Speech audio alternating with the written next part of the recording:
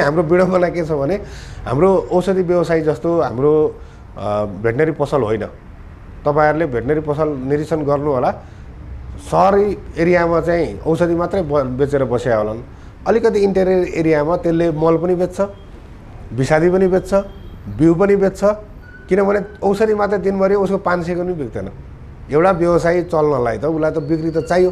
त्योसँग रिलेटेड प्रोडक्टहरु राखेर किसान आउने कहाँ त औषधि भेटनरी औषधि पसलमा उलाई सम्पूर्ण सुविधा दिन सकेन भने त्यो औषधि पसल चल्दैन। ह्युमन मेडिसिन भन्दा डेलिकेटेड छ हाम्रो, किनभने ह्युमन मेडिसिनमा तपाई बिमारी गएर मेरो टाउको दुख्यो भनेर औषधि माग्नुहुन्छ, तर भेटनरी पसलमा मेरो गाईको पेट खराब छ भनेर उले जानेर गएर औषधि मागेर ल्याएर दिनुपर्छ या फलानो टेक्निशियनले चाहिँ यो औषधि लिएर आइज भनेको छ भनेर नबोल्ने प्राणीको लागि हामीले ट्रिटमेन्ट गर्नुपर्ने बाध्यता भएको कुराहरूलाई चाहिँ एकदमै